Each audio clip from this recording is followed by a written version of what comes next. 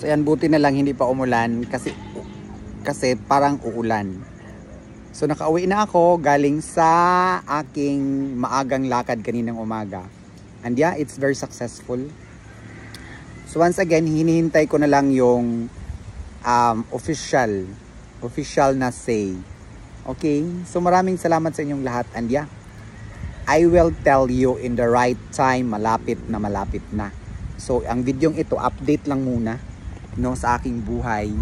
And then hindi muna ako mag-live kasi pinapahinga ko muna yung boses ko, yung aking dito, at saka yung katawan ko dahil pinapahinga ko muna ha. So by the time na okay na ang lahat, ayan, tsaka na ako mag-live.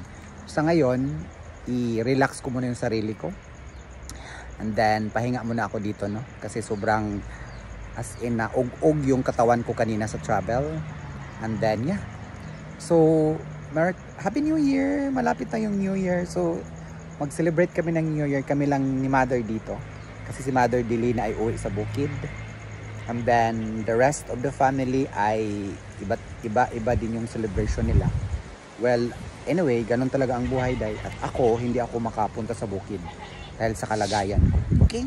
So, update lang. And I am very excited because for this video, i-update ko rin kayo sa garden. So, mamaya papasok tayo dun sa ating mismong garden. Okay?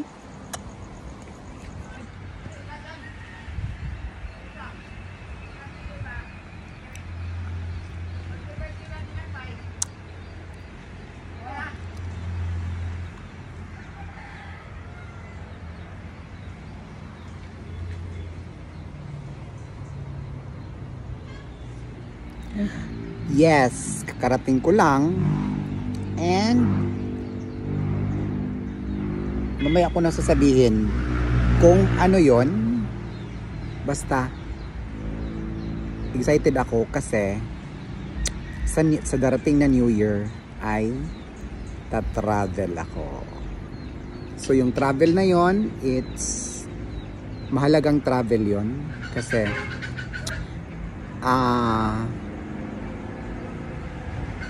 mahalagang travel yun kasi gagampanan ko ang aking basta. So yun lang muna, hindi muna ako mamaya na ako magsalita sa official travel date ko kung okay na lahat ng documents. But hopefully okay na lahat, pero iano ko pa yung final date of travel. Lahat okay na. Tawag doon, lahat, the visa, basta. So excited na ako. At alam ko na nandyan lang kayo para antabayanan kung ano ang susunod kong mga plano sa bagong taon. So yung planong yan, mamamaya ko na i-reveal kung sino ang mga nagiging instrumento, sino ang mga nagiging angels ko sa planong ito pag nandun na ako sa destinasyon kung saan ako magta-travel. So excited na akong mag-travel, pero yung dalawang mother ko ay hindi nila alam na mag-travel ako. Babay-babay man ka mga ako maning now.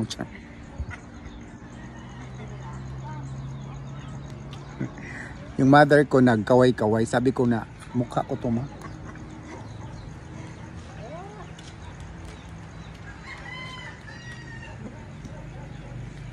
So actually, hindi nila alam.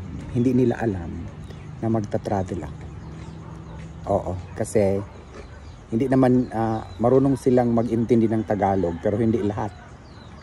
Pero sasabihin ko yon pag official na. Basta, yan po ang una kong gagawin for the New Year. New Year travel.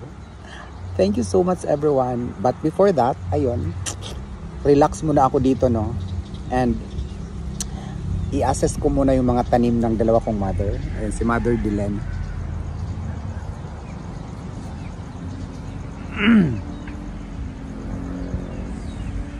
Si Mother Delena ay uuwi ng bukid on the New Year's Eve. So, muuli kag bukid ma? sa 1. And then kami ra ay mama diri. So ang matira dito na matugmura kay no.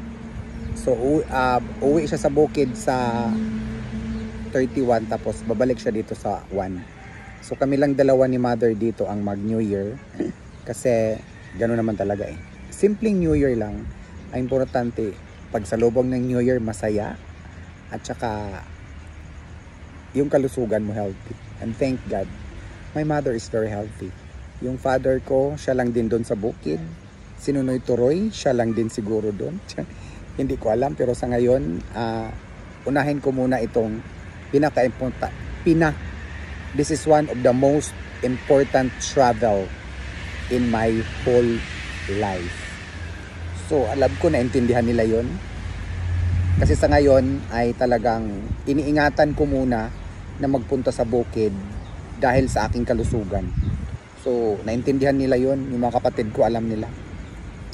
Actually, alam na ng ilang kapatid ang sinabihan ko na. 1, 2. Dalawang kapatid ko lang ang sinabihan ko. Yung iba, hindi ko pa sinabihan. Kasi alam ko naman talaga na hindi naman sila nanonood sa mga vlog ko. So, yun. And yeah, I am very, very, very happy kasi sa desisyon kong ito ay talagang alam ko na this decision is may blessings ito kay God. Kasi hindi talaga as in grabe. Sobrang mamaya ko na sasabihin pag meron na akong itinerary for that flight. Okay?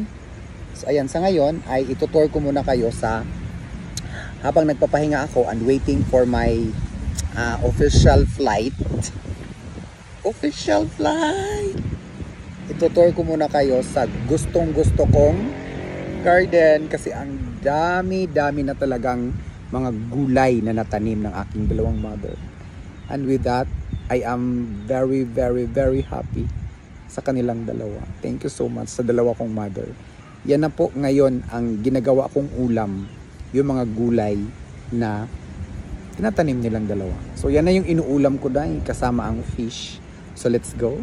Titingnan na natin ang mga gulay sa aming garden. Hapit na daw ni namunga. Ayan, na ako ng gitara. Lao.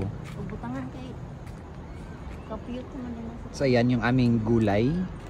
So ayan, mahaba na. Sobrang ang dami ng gulay dito na after 2 months napakinabangan na namin. So magto 2 months na pala kami dito sa bago naming bahay and I am very happy kasi nagiging totoo na ang mga gulay na gusto kong mangyari dito sa aming garden. Diba? Ang ganda. Ganda day.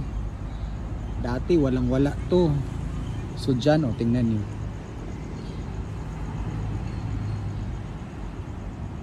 Diba? Sobrang dami ng gulay. Kamote tops. Diba? Ang dami ng kamote tops at ulam na ito day. Ayan. Ulam na siya day. Kamote tops yan lahat dyan. Iba't ibang klase ng kamote tops. Tapos yan naman yung sangig. Ayan yung sangig. Tapos sa bandang ito mga seedlings, mga gabi. Tapos ayan ang haba-haba na ng mga pwede na siyang ulamin yung alugbate. Tapos petchay. Ito pa ang dami day. Sobrang dami na day. Kaya magtanim ka lang, meron ka talagang aanihin in the future. Basta magsipag kang magtanim day at isa puso at isa isip mo na kailangan nating magtanim para meron tayong magiging ulam na libreng ulam na yan, di ba? Ganon day. Ganon dapat ang ating mindset. Magtanim ng magtanim para may kakainin na hindi gutumin sa mga gabi yan. Ito hindi ko alam kung ano to. Para siyang petchay. Petchay ata to. petchay. Ito naman gabi. O, diba? So ang gabi, ayan oh, nanganak na siya. Gabi. Tapos this one is kangkong, Chinese kangkong. Yung Chinese kangkong. Nag-harvest na dito si mother eh. Napakinabangan na namin to. Kaya sobrang thankful ako. Sa dalawa kong mother. Kasi kung wala sila, hindi magiging totohanin ang aking pinapangarap na vegetable garden dito sa harap ng aming bagong bahay. So ayan po, thank you so much and advance Happy New Year to each and everyone. God bless us all and yeah, abangan na lang natin ang aking announcement kung saan at kailan ako aalis after New Year. Okay? Thank you guys. Thank you so much and God bless. Update lang. Bye. Stay safe, stay healthy.